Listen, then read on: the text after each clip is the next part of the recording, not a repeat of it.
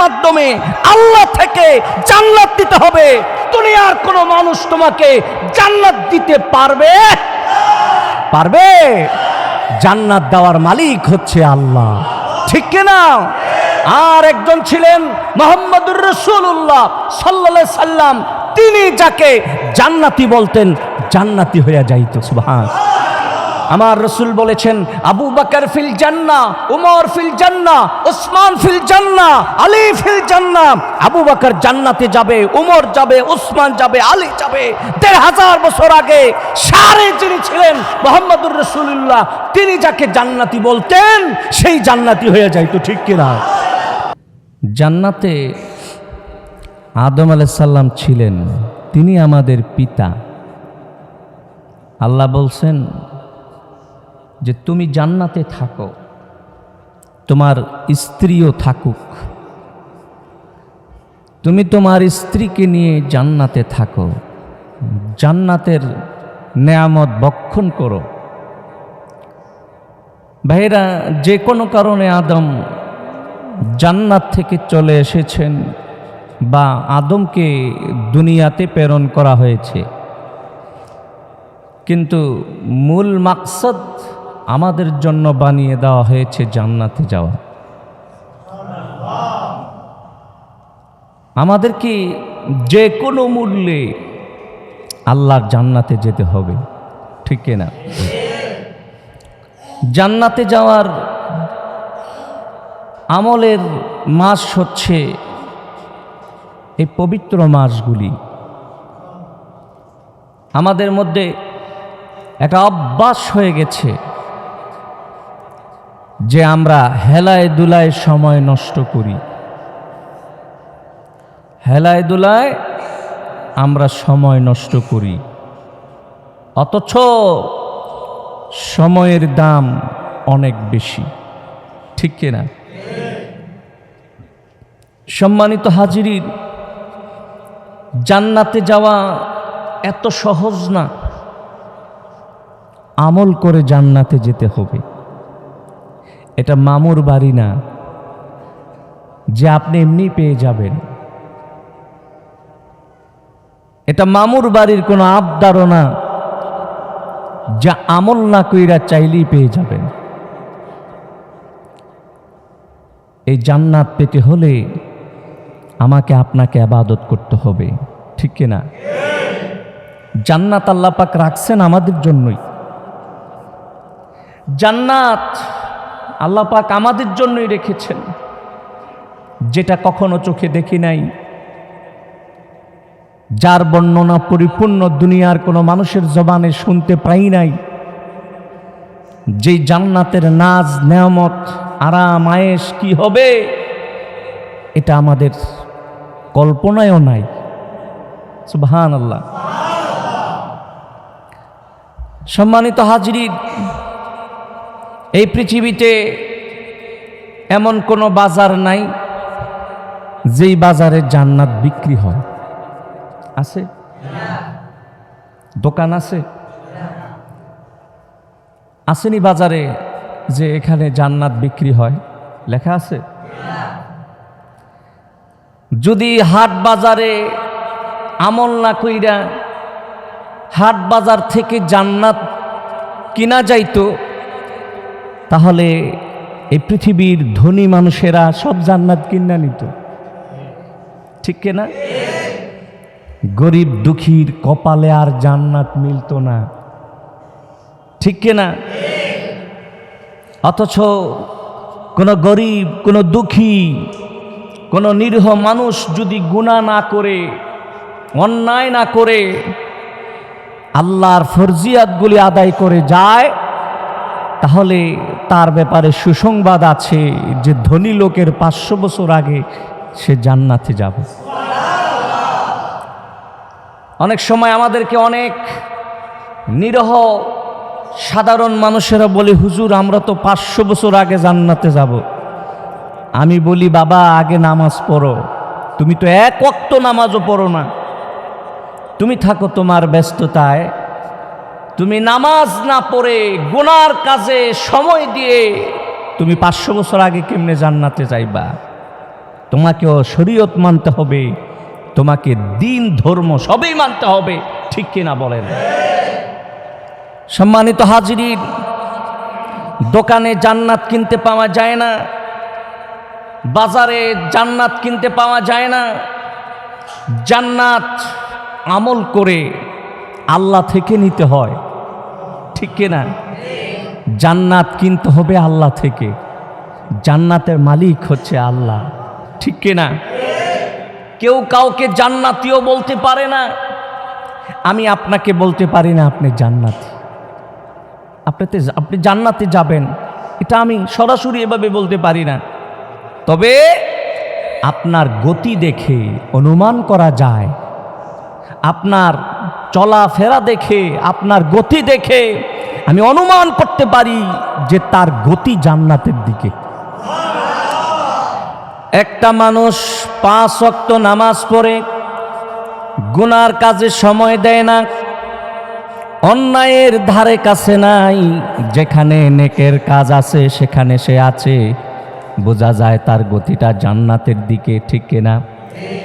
আরেকটা মানুষ সর্বক্ষণ গুনার কাজে লিপ্ত থাকে, পাপাচারের মধ্যে থাকে, নামাজ নাই, রোজা নাই, আমল নাই, খোদাভীতি নাই, বোঝা যায় তার গতিটা জাহান্নামের দিকে, ঠিক কিনা?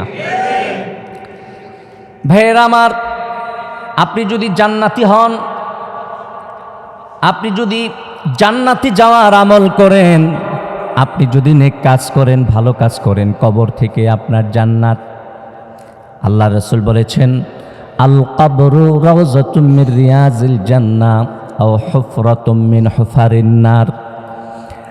আমার দয়াল নবী বলেছেন, কবর কারো জন্য জান্নাতের বাগান, আবার কারোর জন্য জাহান্নামের গর্ত।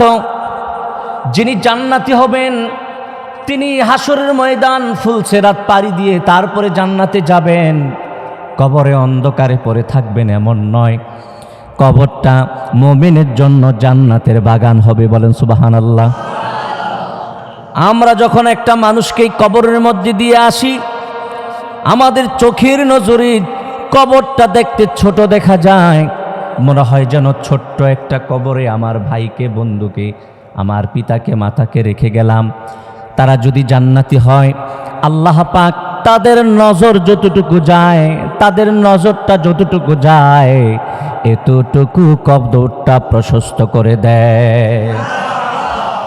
সম্মানিত হাজিরা আমার ভাইয়েরা, আপনি যদি নেক কাজ করেন, ভালো কাজ করেন, কবর জান্নাত হবে। আপনি কবরের মধ্যে ঘুমাইবেন, আল্লাহ পাক প্রশ্নের উত্তর দেওয়ার পরে আপনাকে যে 3টা প্রশ্ন করা হবে, মার রাব্বুকা ওয়া মা দীনুকা ওয়া মান হাযার রাজুল, আপনি এই প্রশ্নের উত্তর দেওয়ার পরে আল্লাহ বলবে, ফেরেশতারা রে, আমার বান্দাটারে আর বিরক্ত করো না, আমার বান্দার কবরে জান্নাতের বিছানা বিছায়া দাও, আমার বান্দার কবরের সাথে জান্নাতের দরজা জানালা খুলে দাও। এই যে আপনি একটা আরামের ঘুম দিবেন, দুনিয়ায় কোনোদিন এমন ঘুম দেন নাই, একই ঘুমে আপনার সময় চলে যাবে 30 থেকে 40,000 বছরেরও বেশি। হাসরের ময়দানের হিসাব নিকাশের জন্য ফেরেশতারা আপনার কবরের পাশে আইসা আপনাকে ডাক দিবে, ইয়া আব্দুল্লাহ, ওরে আল্লাহর ওলি, তুমি ওঠো, ও আল্লাহর বান্দা, তুমি উঠো, তুমি হাসরের ময়দানের দিকে চলো, বলেন সুবহানাল্লাহ। আপনাকে একটা বাহন নিয়ে আসবে, আপনাকে সেই বাহনের মধ্যে তুলে হাসরের ময়দানের দিকে নিয়ে যাবে, বলেন না সুবহানাল্লাহ। আল্লাহ পাক পবিত্র কোরআনে বলেছেন, ইয়াউমা নাহশুরুল মুত্তাকিনা ইলার রাহমানি ওয়াফদা। আপনাকে একটা বাহনের মধ্যে তোলে আহলান সাহলান বলে হাসরের ময়দানের দিকে নিয়ে যাবে। আল্লাহর সামনে আপনি দণ্ডায়মান হবেন, আল্লাহ পাক আপনাকে সহজ হিসাব দিবে, সহজ হিসাব। আপনারা জানেন 50,000 বছর এই হাসরের ময়দানে সবাই থাকবে, প্রচণ্ড রোদের মধ্যে কষ্ট করবে। আপনাকে কষ্ট করা লাগবে না, আপনাকে আল্লাহ পাক আরশের ছায়ার তলে জায়গা করে দিবে। সেখানে আপনাকে জান্নাতীকে একটা মেহমানদারি করা হবে। ওই মেহমানদারি হচ্ছে মাছের কলিজা। মাছের কলিজা, জান্নাতি মাছের কলিজা ভুনা করে জান্নাতীদেরকে আল্লাহর আরশের ছায়ার তলে একটু নাস্তা দেওয়া হবে। সম্মানিত হাজরিন, বোঝা গেল জান্নাতীদের কবরও কোনো কষ্ট নাই। হাসরের ময়দানে 50,000 বছরের সময় জান্নাতীদের কোনো কষ্ট হবে না, রোদের তাপ লাগবে না, কষ্ট করা লাগবে না, ঘামের মধ্যে দৌড়াইতে হবে না, সব জায়গায় সে আরামে থাকবে, শান্তিতে থাকবে। বলেন সুবহানাল্লাহ। তারপরে সেখান থেকে আপনাকে ফেরেশতারা কাঁধের মধ্যে নিয়া, পালকির মধ্যে নিয়া, জান্নাতের বাহনের মধ্যে নিয়া জান্নাতের দিকে নিতে থাকবে দলে দলে দলে দলে। সুবহানাল্লাহ। আপনি একলা জান্নাতে যাবেন না, দলে দলে জান্নাতীরা জান্নাতে যাবে।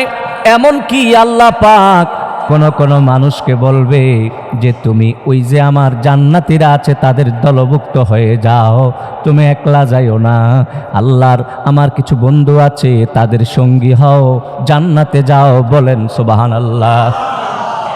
আল্লাহ পাক পবিত্র কোরআনে বলেছেন, ইয়া আইয়াতুহান নাফসুল মুতমাইন্না ইরজিই ইলা রাব্বিকি রাদিয়াতাম মারদিয়া ফাদখুলি ফি ইবাদি ওয়াদখুলি জান্নাতি।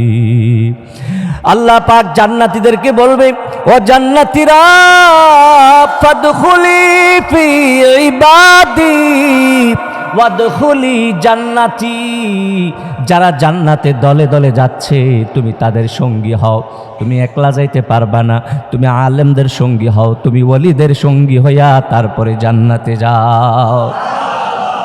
সম্মানিত হাজরিন আমার ভাইয়েরা, আপনি যখন ফুলসিরাতের পারে যাবেন আপনি চিন্তা করবেন এই বিশাল ফুলসিরাত আমি কেমনে পারি দিব। আল্লাহ বলবে, জিব্রাইল ফুলসিরাতের উপরে তোমার 600 নূরের পাখা আছে, বিছায়া দাও। সুবহানাল্লাহ। মুমিন মুত্তাকি মুসলমানদের জন্য জিব্রাইল আমিন তার 600 নূরের পাখা বিছিয়ে দিবে। আপনারা ফুলসিরাতের উপর দিয়ে চলবেন, হাঁটবেন, নিচে যে জাহান্নাম আছে, জাহান্নামের আগুন আছে, খোদার কসম আপনি অনুমান করতে পারবেন না। তবে আমার ভাইয়েরা, জাহান্নামকে এক নজর আপনাদেরকে দেখানো হবে, জান্নাতীদেরকে দেখানো হবে। কেন দেখানো হবে জানেননি? আপনি যদি জাহান্নাম না দেখেন আপনি বুঝবেন কেমনে আল্লাহ পাক কোন জাহান্নাম থেকে আপনারে বাঁচাইলো। কোন জাহান্নাম থেকে আল্লাহ বাঁচাইয়া আপনাকে জান্নাত দিল, এটা আপনি কেমনে বুঝবেন? এ কারণে আল্লাহ পাক জান্নাতের আরাম আয়েশ আপনার শুকরিয়া যেন বেড়ে যায়, একটা নজর জাহান্নামের আগুন আল্লাহ দেখাইয়া নিবেন। আবার জাহান্নামীদেরকে আল্লাহর জান্নাত এক নজর দেখানো হবে। দেখো জান্নাতীরা আরামে আছে, আয়েশের মধ্যে আছে, তোমরা কি হারাইছ, তোমরা কি পাও নাই, কি হারাইয়া কোথায় আছো, তাদেরকে একটা নজর জান্নাত দেখানো হবে। এতে করে তাদের আফসোস আরো বেড়ে যাবে। আর জান্নাতীদেরকে জাহান্নাম দেখানো হবে, এতে করে তাদের শুকরিয়া আরো বেড়ে যাবে। বলেন সুবহানাল্লাহ। তারা এক পলকে, জান্নাতীরা এক পলকে ফুলসিরাত পাড়ি দিয়ে চলে যাবে। ভাইয়েরা আমার, সম্মানিত হাজিরিন, ফেরেশতারা তাদেরকে সালাম দিতে দিতে, ফেরেশতারা আহলান সাহলান জানাইতে জানাইতে জান্নাতীদেরকে তাদেরকে জান্নাতের দিকে নিয়ে যাবে। জান্নাতের দরজা খুলে দেওয়া হবে। বলেন সুবহানাল্লাহ। আমার দয়াল নবী বলেছেন, জানুনি ও মুসলমানেরা, ও আমার সাহাবীরা, জানুনি জান্নাতের দরজাটা কত বড়। মক্কা শহর থেকে বাহরাইন শহরটা যত দূর, মাঝখানে যেই জায়গা আছে জান্নাতের দরজার সীমানা হবে এত বড়। বলেন সুবহানাল্লাহ। মক্কাতুল মুকাররমা কোথায়? কোথায় বাহরাইন? আল্লাহ রাসূল বলেছেন, জান্নাতের একটা দরজার পাশ হবে মক্কা থেকে বাহরাইন পর্যন্ত। সুবহানাল্লাহ। জান্নাতের মধ্যে জান্নাতীরা যখন প্রবেশ করবে দলে দলে দরজা দিয়ে প্রবেশ করবে। সবার জন্য আবার একরকম জান্নাত না, জান্নাত সবার জন্য একরকম হবে না, কারণ সবাই তো একরকম আমল করে নাই। কেউ আল্লাহকে ভয় করছে বেশি, কেউ কম, ঠিক কিনা বলে? কেউ 1000 টাকা দেখলে লোভে পড়ছে, কেউ 1 লাখ টাকা দেখলে লোভে পড়ছে, বেশ কম আছে কিনা? জান্নাতের মধ্যে দারাজাত হবে, মর্তবার দারাজাত হবে 100টা। কয়টা? 100টা দারাজাত হবে। এক একজনে এক একটার মধ্যে থাকবে, যার ফজিলত যত বেশি আল্লাহ তাকে সর্বোচ্চ জান্নাত দান করবে। ভাইয়েরা আমার বলবেন দারাজাতের মধ্যে ব্যবধানটা কি? ব্যবধান হচ্ছে আকাশ থেকে জমিন। নিচের জান্নাতি উপরের জান্নাতির দিকে তাকাইলে মনে করবে এটা মনে হয় দামি কোনো নক্ষত্র ঝলঝল করতেছে। নিচের জান্নাতি উপরের দিকে তাকাইলে মনে করবে এটা মনে হয় আল্লাহর কোনো দামি এবং উজ্জ্বল কোনো নক্ষত্র হবে, এছাড়া কিছু না, নাইলে এটা এত ঝলঝল কেমনে করে। সুবহানাল্লাহ। সম্মানিত হাজিরিন, একজন জান্নাতি আর একজন জান্নাতির নেয়ামত দেখলে আফসোস করবে, হায় রে। এক দরজার জান্নাতি আরেক দরজার জান্নাতির নেয়ামত দেখলে আফসোস করবে, হায় রে, আমি যদি দুনিয়ায় আরো বেশি আমল করতাম, আমি যদি দুনিয়ায় আরো বেশি গুনাহমুক্ত জীবন যাপন করতে পারতাম, ভালো হইতো। আফসোস শুধু জান্নাতীদের এইটাই থাকবে যে আমি আরো বেশি করলে আল্লাহ আমারে ওই জায়গায় স্থান দিতেন সর্বোচ্চ জান্নাত, যেটা এটা হলো জান্নাতুল ফেরদাউস। জান্নাতুল ফেরদাউস এমন একটা জান্নাত যার ছাদ হবে আল্লাহর আরশের তলে। সুবহানাল্লাহ। আল্লাহর আরশের খুঁটির তলে যার ছাদ হবে, মানে হচ্ছে জান্নাতুল ফেরদাউসের ছাদের মধ্যে আল্লাহ পাকের আরশের খুঁটি রাখা আছে। সম্মানিত ভাইরা, যারা জান্নাতুল ফেরদাউসে যাবে তারা যে কোনো সময় আল্লাহ পাকের দিদার তাদের নসিব হবে। আর যারা কম আমল করেছে, বেশি আমল করেছে, নির্দিষ্ট সময়ে আল্লাহ পাকের সাথে তাদের দিদার হবে, কিন্তু জান্নাতুল ফেরদাউসবাসী যারা, তাদের সাথে আল্লাহ যেভাবে দিদার দিবে, যেইভাবে সাক্ষাৎ দিবে, আল্লাহ পাক অনেক জান্নাতীদের সাথে এইভাবে সাক্ষাৎ দিবে না। সম্মানিত হাজরিন, বলবেন যে সবচেয়ে ছোট জান্নাত পাবে যার একদম কম আমল, তার মনে হয় নাজ নেয়ামত কম থাকবে না, তার নেয়ামত কম থাকবে না, কিন্তু বেশ কম থাকবে। সুবহানাল্লাহ। কোন সবচেয়ে ছোট জান্নাত যাকে দেওয়া হবে, সবচেয়ে ছোট জান্নাত যাকে দেওয়া হবে, তাও তো আবার 10 দুনিয়ার সমান। সুবহানাল্লাহ। নেয়ামতের মধ্যে কোনো কমতি নাই, কিন্তু আল্লাহর নৈকট্যের মধ্যে অনেক কমতি আছে। আল্লাহ পাকের নৈকট্য বেশি পাবে যারা বেশি আমল করেছে, তারা আল্লাহর নৈকট্য বেশি পাবে। আপনি বলবেন যে ফল ফ্রুট নাজ নেয়ামত ফাইলে, বাকিগুলি না ফাইলাম, কিন্তু ভাইরা জান্নাতে গেলে আপনার কাছে ফল মূলের নেয়ামত বড় মনে হবে না, আপনার কাছে সবচেয়ে বড় নেয়ামত মনে হবে আল্লাহর নৈকট্য। আল্লাহর যত কাছে থাকবেন ততই আপনাকে ভাগ্যবান মনে করবেন। জান্নাতুল ফেরদাউসে যারা থাকবে তারা আল্লাহর সবচেয়ে কাছে থাকবে। বলেন সুবহান। এই কারণে আল্লাহ রাসূল বলেছেন, তোমরা যখন আল্লাহর কাছে চাইবা তখন জান্নাতুল ফেরদাউস চাইও। বলেন সুবহান। সম্মানিত হাজিরিন ভাইয়েরা আমার, আমাদেরকে আল্লাহ পাক জান্নাতে যাওয়ার দোয়া শিক্ষা দিয়েছেন, আমাদেরকে কিভাবে জান্নাতে যাওয়ার জন্য দোয়া করতে হয় শিক্ষা দিয়েছেন। আমার নবী শিক্ষা দিয়েছেন, দোয়া করতে হবে, আমলও করতে হবে, দোয়া করতে হবে, আমলও করতে হবে, ঠিক কিনা বলে? আমলের মাধ্যমে আল্লাহ থেকে জান্নাত দিতে হবে। দুনিয়ার কোনো মানুষ তোমাকে জান্নাত দিতে পারবে? জান্নাত দেওয়ার মালিক হচ্ছে আল্লাহ। ঠিক কিনা? আর একজন ছিলেন মুহাম্মদুর রাসূলুল্লাহ সাল্লাল্লাহু আলাইহি সাল্লাম, তিনি যাকে জান্নাতি বলতেন জান্নাতি হয়ে যাইত। সুবহান। আমার রসুল বলেছেন, আবু বকর ফিল জান্নাহ, উমর ফিল জান্নাহ, উসমান ফিল জান্নাহ, আলী ফিল জান্নাহ। আবু বকর জান্নাতে যাবে, উমর যাবে, উসমান যাবে, আলী যাবে।